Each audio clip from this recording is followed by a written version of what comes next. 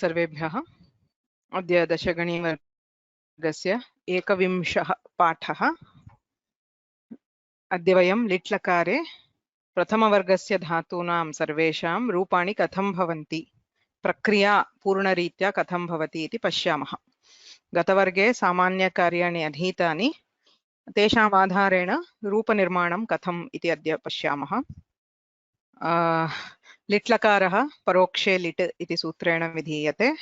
तत्र प्रत्ययेषु परस्मैपदानां नल् अतुस् उस् थल् अथुस् अ नल् व माः इति सूत्रेण आदेशाः विधीयन्ते। आत्मनेपदे लिटः तझयोः एष् इरेच् इति द्वयोः प्रत्यययोः आदेशः अस्ति। अन्येषां टितात्मनेपदानां टेरे थासस्ये इति सूत्रस्य प्रवृत्तिः भवति। प्रक्रिया दृष्ट्या अत्र धातूनां वर्गत्रयम् अस्ति। प्रथमवर्गे प्रायेण अधिकाः धातवः सन्ति। द्वितीयवर्गे अकारयुक्ताः धातवः तन् सन् इत्येते धातवः सन्ति। तृतीयवर्गे 5 धातवः सन्ति। तेषाम् आम् इति प्रत्ययः भवति। तदनन्तरं कृभ्वस्तीनाम् अनुप्रयोगः इति कश्चित् अंशः अस्ति। तत् अग्रे पश्यामः। इदानीं सामान्यरीत्या किं भवति इति आदौ पश्यामः। लिट्लकारे मुख्यं कार्यमस्ति धातोः द्वित्वं। लिटिधातोरनभ्यासस्य इत्यनेन धातोः द्वित्वं विधीयते। द्वित्वे कृते अभ्यासकार्याणि भवन्ति। अभ्यासकार्याणि सामान्यतः पूर्वमधीतानि। केचन विशेषाः अत्र स्मर्तव्याः। भूधातोः द्वित्वात् पूर्वमेव भुवो वुक् लुङ्लिटोः इत्यनेन उगागमः भवति। ततः द्वित्वे कृते अन्ते भवतेरः इति सूत्रेण उकारस्य अकारादेशः भवति। बभूव इति अङ्गम्।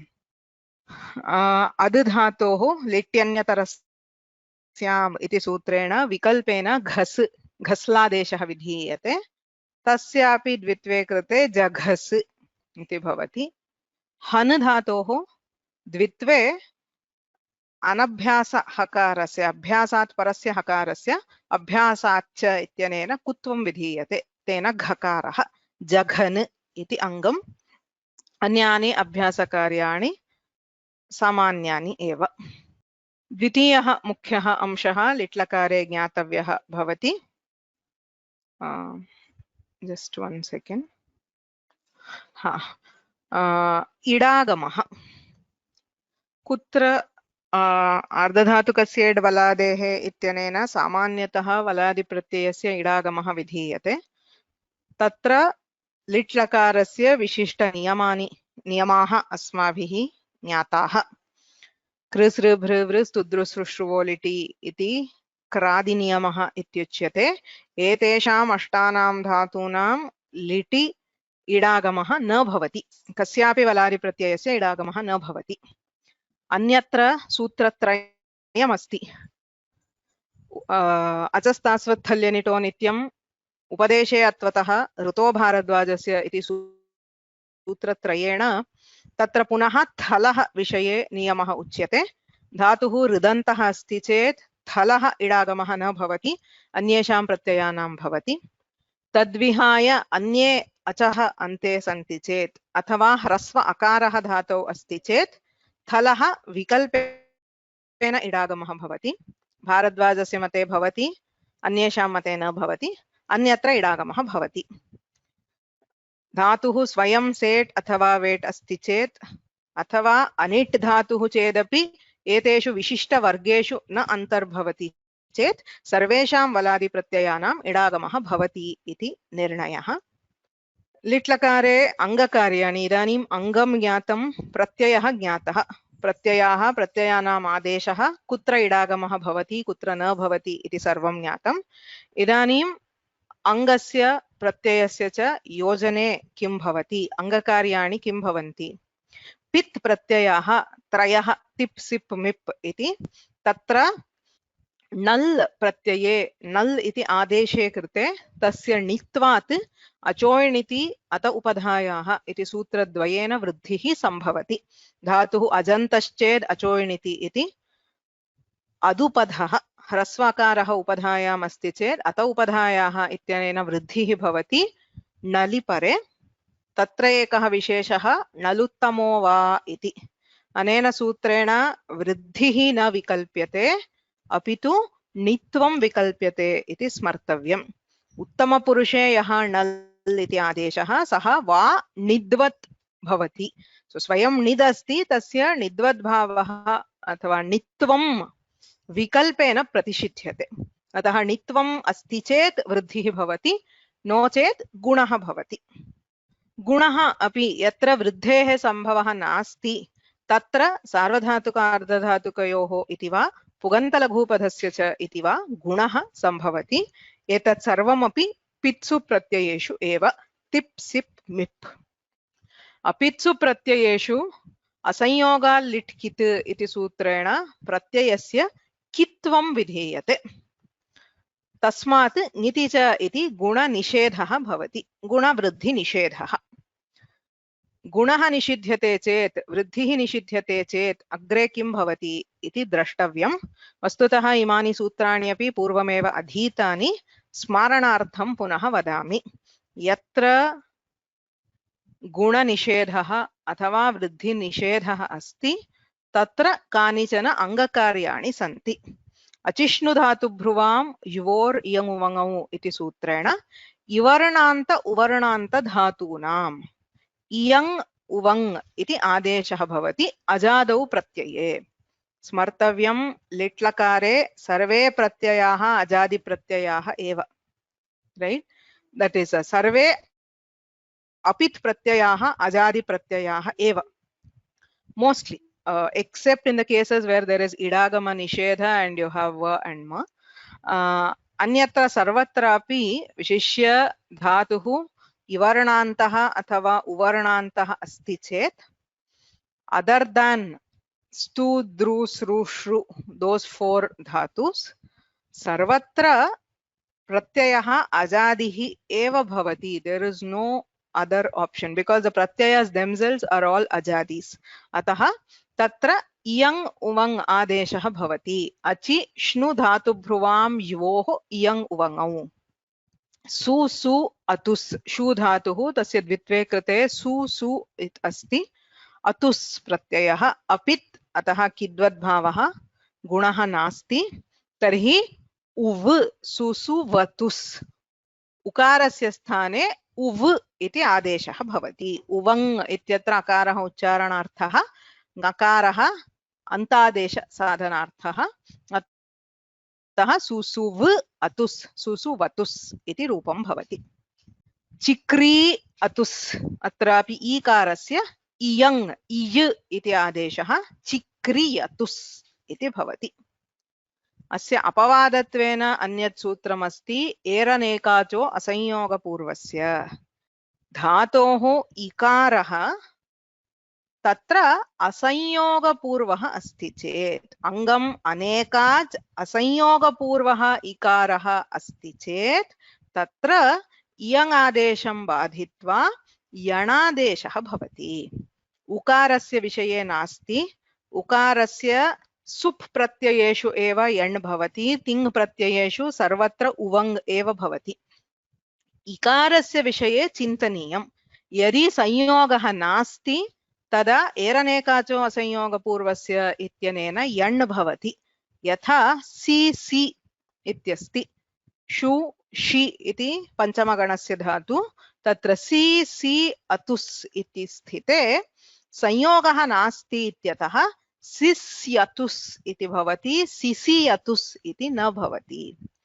सो संयोगः नास्ति चेत् यण् क्री इत्यत्र ईकारात् पूर्वं ककाररेफयोः संयोगः अस्ति, तत्र इयङ् भवति। सो इकारान्तः धातुश्चेत् इयङ् भवति वा यण् भवति वा इति चिन्तनीयम्।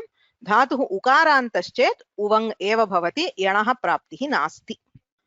अन्यदेकं सूत्रं पूर्वमेव अधीतं, गम हन जन खन घसां लोपः किङिति अनङि घ्नन्ति इति रूपसिद्धौ अस्माभिः दृष्टम्। घ्नन्ति अघ्नन् इत्यादि हनु धातोः रूपेषु किमस्ति गम हन जन खन घसां लोपः उपधा लोपः भवति किति ङिति च अजादौ प्रत्यये इति सूत्रस्य अर्थः। तत्र जघन् अतुस् इति स्थिते हन्तेः अकारस्य जघ्न अतुस् जघ्नतुः जघ्नुः जघान जघ्नतुः जघ्नुः अपित्सु प्रत्ययेषु लोपः भवति। अपि च केवलं हन् न अत्र घस् इत्यपि अस्ति। अद् धातोः यः घस् आदेशः कृतः तस्य विषये अपि इदं सूत्रं प्रवर्तते।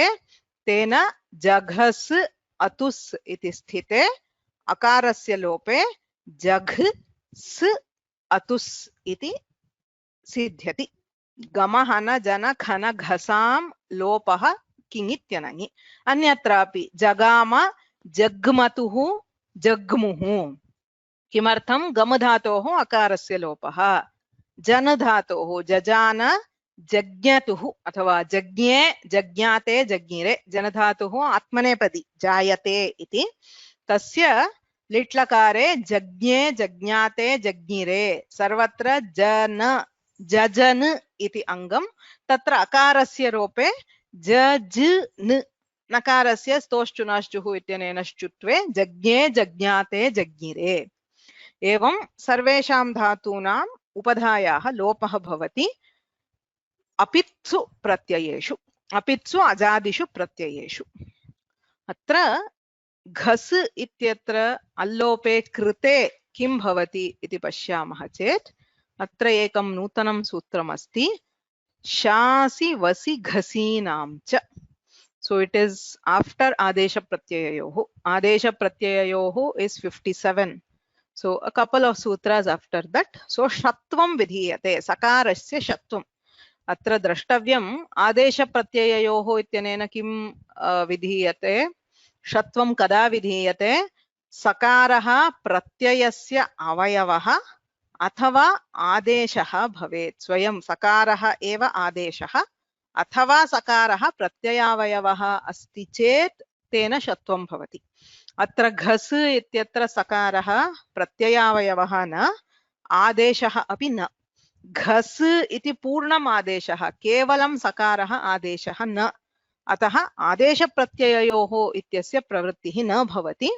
तत्र विशिष्टं सूत्रमस्ति शासि वसि घसीनां च।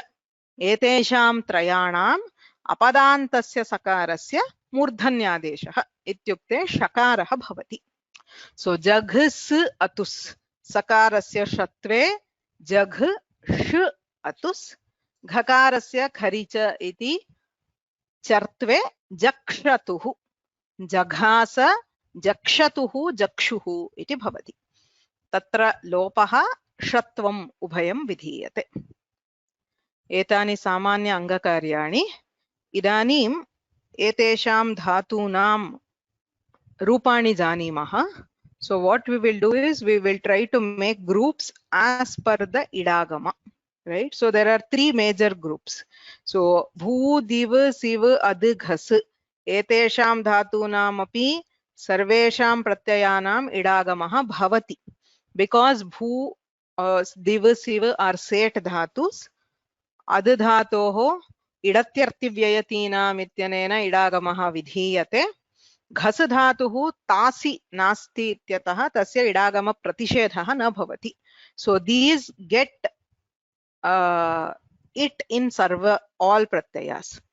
After that the second group tud nud rudhu bhid, these also get idagama for all pratyayas because they don't fall into specific categories. These are unit by themselves but they will still get idagama. अन्ते ये धातवः अत्र हन् सु C क्रि प्रि एतेषां पञ्चानां फलः विकल्पेन इडागमः भवति अन्येषां नित्यं भवति. अतः अन्ते एतान् धातून् पश्यामः. आदौ भू दिव सिव अद् घस्. एतेषां रूपाणि कथं भवन्ति इति पश्यामः। सो भूधातुः तत्र क्षम्यताम् अत्र सो बभूव इत्येव अङ्गम्। भुवो वुग् लुङ् लिटोः इत्यनेन उगागमः क्रियते। ततः द्वित्वे अभ्यासकार्ये कृते बभूव इति अङ्गं सेट् धातुः अतः इथ इव इम सर्वेषां प्रत्ययानाम् इडागमः भवति। अ अतुः उः इथ अथुः अ इव इम इति रूपाणि। कोऽपि किमपि विशिष्टं कार्यं नास्त्येव। सर्वत्र भुवो वुग् लिङ् लिटोः इति सर्वे अजादिप्रत्ययाः सर्वत्र उगागमः भवति।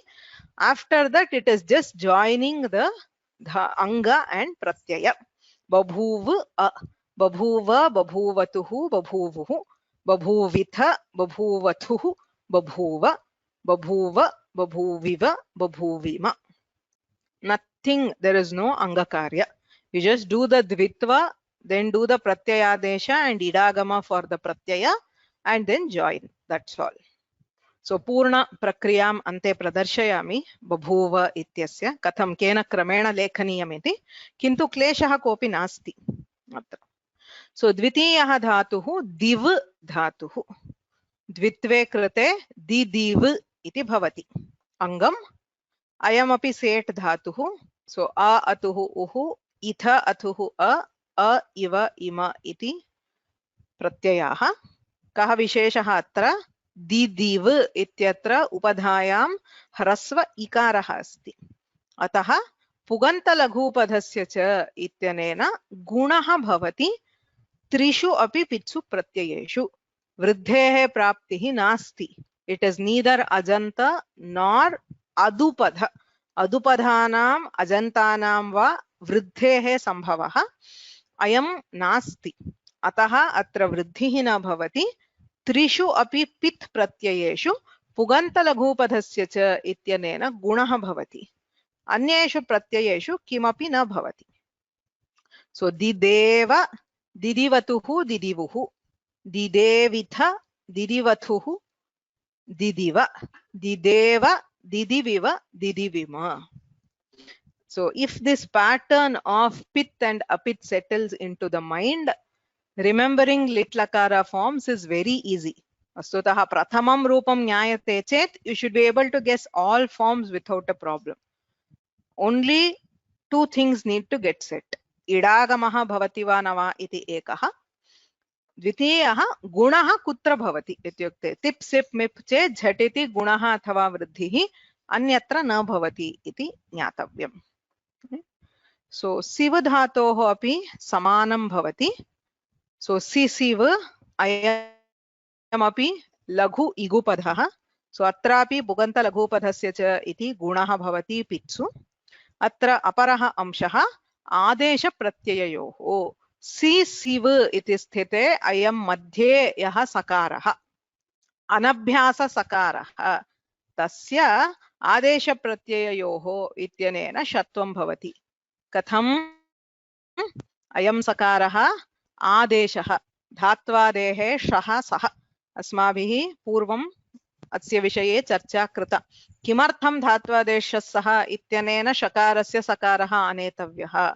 किमर्थं साक्षात् सिव इत्येव धातुपाठेन पठितम् इति चेत् एतदर्थं यत्र मूलधातौ षकारः अस्ति तस्य आदेशत्वेन सकारः विहितः निमित्ते सति. अत्र निमित्तम् अस्ति. किं किं निमित्तम् अस्ति आदेशप्रत्यययोः? इण् कवर्गाभ्यां परस्य. अत्र सि इति इणः परकत्वम् अस्ति. आदेशः भवेत् सकारः, अपदान्तस्य मूर्धन्यः इति अधिकारः. सर्वम् अस्ति इत्यतः सकारस्य षत्वं भवति. तेन रूपाणि किं भवन्ति? सिषेव. सो इंस्टेड ऑफ सिसेव इट बिकम्स सिषेव. सर्वेषु रूपेषु भवति बिकॉज एवरीवेयर इट इज सी एंड स. सो सिषेव सिशिवतुः सिशिवुः सिषेविथ सिशिवथुः सिशिव सिषेव सिशिविव सिशिविम. अग्रिमः अस्ति अद् धातुः यत्र आदेशः नास्ति स्वयं अद् इत्येव तस्य अद् अद् अ अद् अत आदेः इति दीर्घे कृते आद् इति अङ्गम् सेट् धातुः इत्युक्ते अयं वस्तुतः अद् धातुः अनिट् किन्तु लिट् लकारे इडत्यर्थिव्ययतीनाम् इति सूत्रबलात् सेट् भवति. Please remember what I am mentioning. The title is not the original it yogyata of the dhatu. It is specifically with reference to lit lakara. लिट् लकारे किं भवति इत्येव मया अत्र सर्वत्र निर्दिष्टम् अस्ति. लिट् लकारे अयं सेट्, अतः इथ इव इम सर्वत्र इडागमः भवति. अत्रापि किमपि कार्यं नास्ति, जस्ट जॉइनिंग द अंग एंड द प्रत्यय. सो आद आदतुः आदुः, आदिथ आदथुः आद, आद आदिव आदिम इत्येवं रूपाणि भवन्ति. यदा तु आदेशः क्रियते लिट्यन्यतरस्याम् इत्यनेन घस् आदेशः, तस्य द्वित्वे अभ्यासकार्ये कृते जघस्, अयमपि सेट् लिट् लकारे इडागमः भवति. तत्र कः विशेषः? जघस् इत्यत्र उपधायाम् अकारः अस्ति, ह्रस्व अकारः, अदुपधः, अतः अत उपधायाः इत्यनेन वृद्धिः भवति. Okay, so just one moment. Okay, so अत्र अत उपधायाः इत्यनेन वृद्धिः भवति. प्रथमपुरुषे एकमेव रूपम्, उत्तमपुरुषे णित्वे वृद्धिः भवति, अन्यथा वृद्धिः न भवति. अपित्सु प्रत्ययेषु किं भवति? तत्र गमहन जनखन घसां लोपः किङित्यनङि इति अकारस्य लोपः, ततः शासिवसि घसीनां च इत्यनेन षत्वं, खरि च इति चर्त्वं. So totally it becomes जघ स जघ ष जक्ष इति रूपं भवति सर्वेषु अपित्सु प्रत्ययेषु. So the forms are जघास, अत उपधायाः इति वृद्धिः. So जघस अकारस्य वृद्धौ आकारः. So जघास जक्षतुः जक्षुः. जघसिथ अत्र किमपि नास्ति, जघस इथ, जघसिथ जक्षतुः जक्ष, जघास जघस. णित्वम् अस्ति चेत् अत उपधायाः इति वृद्धिः जघास, णित्वं नास्ति चेत् जघस, जघास जघस, जक्षिव जक्षिम इति रूपाणि. Any questions so far?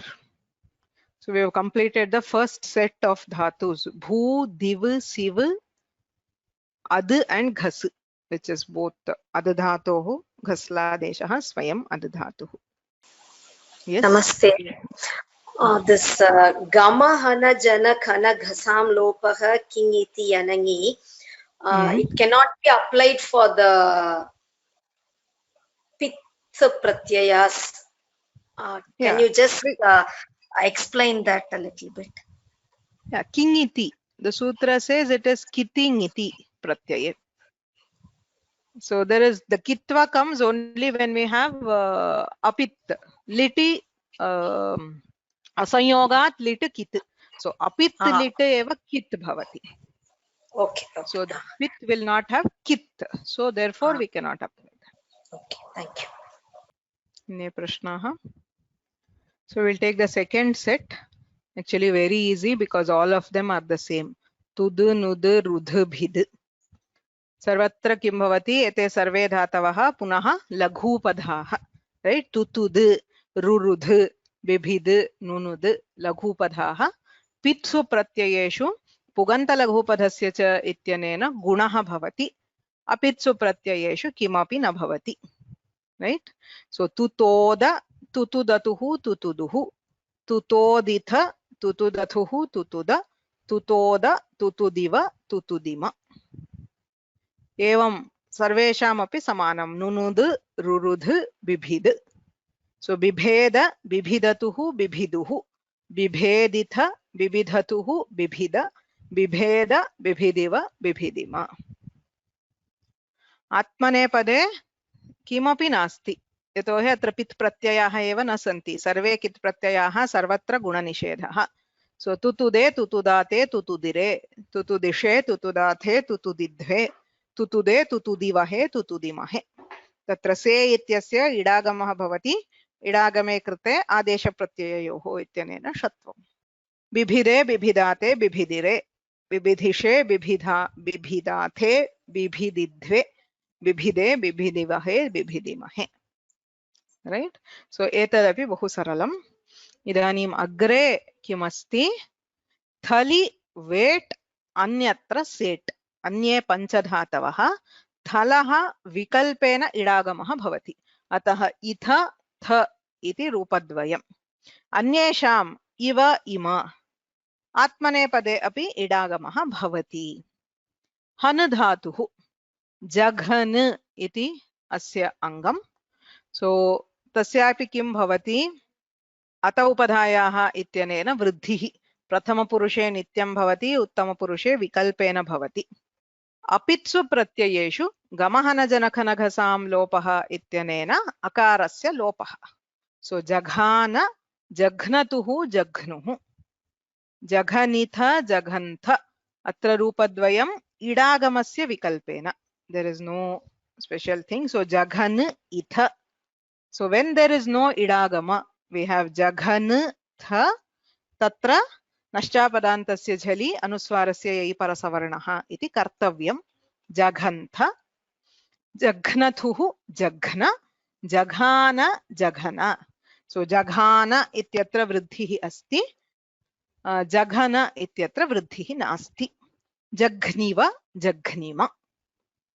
स्पष्टं सो नल् प्रत्यये वृद्धिः अन्यत्र अपित्सु प्रत्ययेषु अकारस्य लोपः then we have 4 ajanta dhatus su si kri pri right ajantaah atah thali wait अचस्तास्वत्थल्यनिटो नित्यम् इत्यनेन थलः इडागमः प्रतिषिध्यते भारद्वाजस्य मते तु रुदन्तानामेव इत्यतः प्रतिषेधः नास्ति सो दे आर वेट इन थल अन्यत्र सेट अत्र पुनः अजन्तत्वात् नलि अचोर्णिति इत्यनेन वृद्धिः भवति थल प्रत्यये अपि च यत्र नलः णित्वं नास्ति नलुत्तमो वा इत्यनेन णित्वं यत्र प्रतिषिध्यते तत्र सार्वधातुक अर्धधातुकयोः इत्यनेन गुणः भवति अजन्तत्वात् इगन्तत्वात् सार्वधातुक अर्धधातुकयोः इत्यनेन गुणः अपित्सु प्रत्ययेषु दृष्टम् उकारान्तः अचिष्णुधातुभ्रुवां युवोः इयङुवङौ इति उवङ् आदेशः भवति सु सु अत्रापि धातुः शोपदेशः षु इति धातुः अतः आदेशप्रत्यययोः इत्यनेन षत्वं भवति so what do we get सुषु सुसु अ अचोयणिति इति वृद्धौ सुसौ अ एचो अयवायावः इति आवादेशः सो सुसाव षत्वे कृते सुषाव सुषाव सुषुवतुः सुषुवुः सुसु अतुस् सुसुवतुस् षत्वे कृते सुषुवतुः सुषुवुः थल प्रत्यये किं भवति सार्वधातुक अर्धधातुकयोः इति गुणः सुषोथ इडागमः अस्ति चेत् एचो अयवायावः सुषविथ सुषुवथुः सुषुव सुषाव सुषव वृद्धिः भवति चेत् सुषौ अ आवादेशः गुणः भवति चेत् सुषो अ अवादेशः so a very clean example of एचो अयवायावः औकारस्य आव् भवति ओकारस्य अव् so सुषाव सुषव सुषुविव सुषुविम अवधानं दातव्यं पित्सु प्रत्ययेषु आकारः अस्ति अव् अन्यत्र उव् so सुषाव सुषुवतुः सुषुवुः सुषोथ सुषविथ सुषुवथुः सुषुव सुषाव सुषव सुषुविव सुषुविम। प्रश्नाः न? एतत् ज्ञातं चेत् अन्यत् तु ज्ञातप्रायमेव। So the next, this also has आत्मनेपद. So आत्मनेपदी अपि अत्र विशेषः अस्ति. So प्रत्ययानाम् इडागमः तु भवति इषे इवहे इमहे, अत्र द्वे इत्यस्ति। आशीर्लिङ्लकारे अधीतम् इणः शीध्वं लुङ्लिटां धोङ्गात्।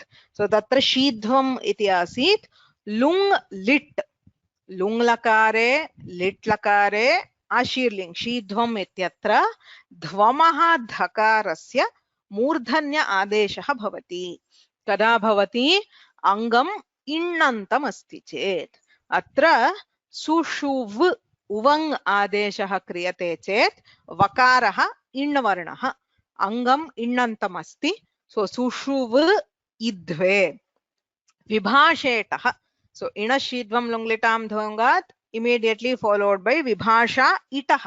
इडागमः अस्ति चेत् अङ्गम् इण्णन्तम्, इडागमः तदनन्तरं द्वे इत्यस्ति चेत् विकल्पेन मूर्धन्यादेशः। So we get two forms, इद्वे and इड्वे. So सुषुव् इद्वे, सुषुव् इड्वे। अन्यत्र सर्वत्रापि वस्तुतः नवसु अपि अचिष्णुधातु भ्रुवां ज्वोरि यङुवङौ इति उवङादेशः भवति।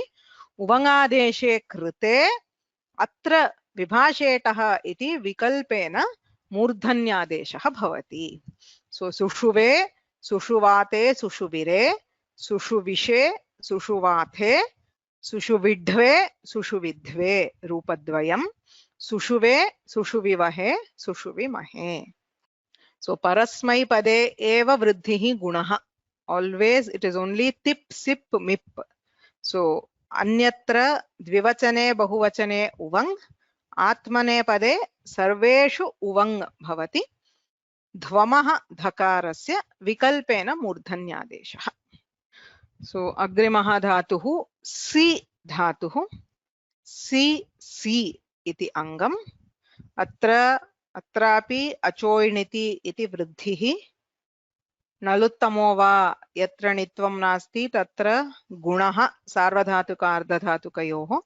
थलि अपि गुणः। अपित्सु प्रत्ययेषु एरनेकाचो असंयोगपूर्वस्य इत्यनेन यण् भवति, because there is no संयोग here. So सी अ वृद्धिः, सी सै अ एचो अयवायावः इति आयादेशः। सो सिसाय आदेशप्रत्यययोः इत्यनेन षत्वे सिषाय। सो सिषाय शिष्यतुः। सो सि अतुः इकारस्य यणादेशः शिष्यतुः, षत्वे कृते शिष्यतुः शिष्युः। सिषेथ। सो सिथ सार्वधातुकार्धधातुकयोः इति गुणे सिषेथ। तत्र इडागमः अस्ति चेत् एचो अयवायावः इत्यनेन अयादेशः। सो सिषयिथ, सिषेथ सिषयिथ, शिष्यथुः शिष्य, सिषाय सिषय। वृद्धौ सिषै अ आयादेशः, गुणे सिषे अ अयादेशः। सो सिषाय सिषय, शिष्यव शिष्येम। आत्मनेपदे पुनः सर्वत्र एरनेकाचो असंयोगपूर्वस्य इति यण्ति। यणागमे कृते अपि अङ्गम् इण्णन्तम्, because the anga is now सिस्य। यकारः अपि इण्वर्णः, अतः विभाषेटः इति धकारस्य विकल्पेन ढत्वं भवति। शिष्ये शिष्याते शिष्यिरे शिष्यिषे शिष्याथे शिष्यिध्वे शिष्यिढ्वे, शिष्ये शिष्यवहे शिष्यिमहे। सो कुत्र ढत्वं भवति? The only thing you have to check is what is the anga. Angam innantam asti va. For example, if we go back to the previous ones, kutrapi asmabhihi न दृष्टं किल यथा भू धातुः तत्र आत्मनेपदी एव नास्ति, so there is no question of the first 5. Say tud, right? So these, if you look at these, so tutude, tutuda, tutudidve, idve इत्यतः पूर्वं किम् अस्ति? तुतुद्, दकारः इण्वर्णः न, अतः ढत्वं न भवति. Similarly, nunud, rurudh, bibhid, the anga everywhere is not innanta, atah atra kutrapi dhatvam na bhavati. So the only possibility for dhatva is if the anga is innanta. Okay. So agre gachamah, agrimamapi bahu saralam, kri dhatuhu chikri iti, ayamapi thali vet anyatra set, अचोयणिति इति वृद्धिः, सार्वधातुकार्धधातुकयोः इति गुणः, अत्र पुनः इयङ् भवति because it is संयोगान्त. CC इत्यत्र असंयोगपूर्वत्वात् एरनेकाचो असंयोगपूर्वस्य इति यण् भवति. अत्र संयोगपूर्वत्वात् अचिष्णुधातुभ्रुवां युवोर् यङ् वङौ इति इयङ् आदेशः भवति. सो चिक्राय, चिक्री अ, चिक्रै अ, चिक्राय, चिक्रियतुः चिक्रियुः, चिक्रेथ चिक्रयिथ गुणः अयादेशः, चिक्रियथुः चिक्रिय, चिक्राय चिक्रय वृद्धिः गुणः, चिक्रियिव चिक्रियिम. आत्मनेपदे सर्वत्र इयङ् ढत्वं विकल्पेन. सो चिक्रिये चिक्रियाते चिक्रियिरे, चिक्रीषे चिक्रियाथे, चिक्रियिढ्वे चिक्रियिध्वे, चिक्रिये चिक्रियिवहे चिक्रियिमहे. प्री इज एक्साक्टली सेम, कोऽपि भेदः नास्ति. अत्रापि संयोगपूर्वत्वात् अचिष्णुधातुभ्रुवाम् इति इयङ् आदेशः. पिप्रियतुः पिप्रियुः, वृद्धिः गुणः समानम्. आत्मनेपदे अपि इयङ् आदेशः ढत्वं विकल्पेन. एवं प्रथमगणे ये धातवः तेषां सर्वेषामपि रूपाणि प्रक्रिया ज्ञाता. So just the order of writing प्रक्रिया. फॉर एग्जांपल बभूव, सो भूसत्तायाम् इति धातुः, भू लिट् लकारः परोक्षे लिट् इति सूत्रेण, तत्र इकारस्य उपदेशे जनुनासिक इत्, टकारस्य हलन्त्यं तस्य लोपः, भू ल, तिप्तझि इति तिप् प्रत्ययः, परस्मैपदानां नलतुसु स्थलतुस नल्वमाः इति नल्, नलि चुटु इति नकारस्य इत्संज्ञा, हलन्त्यम् इति लकारस्य. सो यु हाव् अ, भू अ. अत्र वुगागमः कर्तुं शक्यते. रिमेम्बर्, वुगागमस्य अच् परकत्वम् अपेक्ष्यते, लुङ् लिटोः अचि. सो भू अ इति स्थिते, sorry, where did that go? Sure. The step itself has vanished. भूव अ, अत्र भुवो वुग् लुङ् लिटोः इत्यनेन वुगागमः. I will add it in the PPT. I don't know why I remember putting it.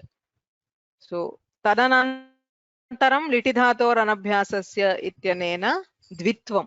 सो भूव भूव अ, हलादिशेषः भू भूव अ, ह्रस्वः भू भूव अ, भवतेरः इति अकारः. सो बभूव अ, अभ्यासे चर्च बभूव अ, अङ्गकार्यं किमपि नास्ति. सो बभूव. अन्यदेकं पश्यामः, जघास, अधभक्षणे धातुः, तत्र लिट् विवक्षायामेव अधधातोः घस्लादेशः भवति. सो दिस् अधिकार, this 2-4 at the end of 2-4 there is an ardhadhatuke adhikara. Ardhadhatuke vivakshite eva adeshah kriyate. So you don't have to do lit and then do the adesha. When you intend to do lit, we already get the adesha. So you get ghasl, lit yanyatarasyam, likarasya upadeshe ajanunasika it iti itsamya lopah. So you have ghas, ghas l, parokshe lit, तिप् प्रत्ययः तस्य null घस् अ than लिटि धातोरनभ्यासस्य घस् घस् अ हलादिशेषः घ घस् अ कुहोश्चुः झ घस् अ इदानीम् अत उपधायाः इति वृद्धिः सो घस् becomes घास् झघास् अ अभ्यासे church इति झकारस्य जकारे जघास इति रूपम् सरलम् for lit the three main parts is first do the dvitva and the abhyasa karyas. I mean first do the pratyayadesha then dvitva and abhyasa karyas then the anga karya. That is the krama. So tip immediately after tip parasmai padanam nalatusus thalathusa nalvamaha. Immediately after that, if there is a possibility, we can do idagama. So when you have the pratyaya, you do the idagama. Then the dhatu, the dvitva, the abhyasa karya, then the anga karya. To join, say, achishnu dhatu bhruvam or achoiniti, everything comes after that. Tripadi karyas, of course, will come at the end. So, adyatana graha karyam. So, there are quite a few. And Litlakara, the prakriya is long. That is, there are a lot of sutras, mainly because of the dvitva and abhyasa karya. But please write and practice. So litlakare kleshaha iti na. It is just those things have to sit in the mind. Prashnaha. भगिनी तत्र लिटि धातोरनभ्यासस्य इत्यत्र अनभ्यासस्य इति तत्र एव द्वित्वं कुर्मः किल तस्य पदस्य कः अर्थः इत्युक्ते एकवारं द्वित्वं कृतं तदनन्तरं पुनः तत्र द्वित्वं कर्तुं शक्यते वा इति. See, you do the dvitva once. Say we go diva lit. Now again you have one diva is a dhatu and you have the this one, right? The lit lakara. Can I multiply it again? So to say you can do it only once. Ataha anabhyasasya ityuchyate. अस्तु धन्यवादः अन्ये केऽपि प्रश्नाः? So अग्रिमवर्गे लिट् लकारं अन्यवर्गद्वयमपि पश्यामः. क्लेशः नास्ति. द्वितीयवर्गः बहु सरलः. There is only one sutra to apply. तृतीयवर्गे आम भवति तदनन्तरं just kr bhu and as. Bhu we have already done. As is like ad. So kr dhatoh katham रूपाणि भवन्ति इति तत्र जानीमः. अतः अग्रिमवर्गे लिट् लकारः समाप्यते. Hopefully next week we should be able to complete lung, right? So with that we will complete this. So dashagani prakriya nyayate. Tatra astutah moola siddhanta kaumudi sutrani pashyamah chet itopi vishayaः ज्ञातुं शक्यन्ते. Samayam manasi nidhaya अस्मिन् वर्गे एवं प्रक्रियां ज्ञात्वा स्थगयामः. अग्रे कदाचित् मूलकौमुद्याः ततः काशिकादीनाम् अध्ययनं कुर्मः चेत् सूत्राणाम् अर्थविषये इतोपि सम्यक् ज्ञातुं शक्यते. येन अक्षरसमाम्नायम् अधिगम्य महेश्वरात् कृत्स्नं व्याकरणं प्रोक्तं तस्मै पाणिनये नमः. वाक्यकारं वररुचिं भाष्यकारं पतञ्जलिं पाणिनिं सूत्रकारं च प्रणतोऽस्मि मुनित्रयम्. मुनित्रयं नमस्कृत्य तदुक्तिः परिभाव्य च वैयाकरणसिद्धान्तकौमुदीयं विरच्यते.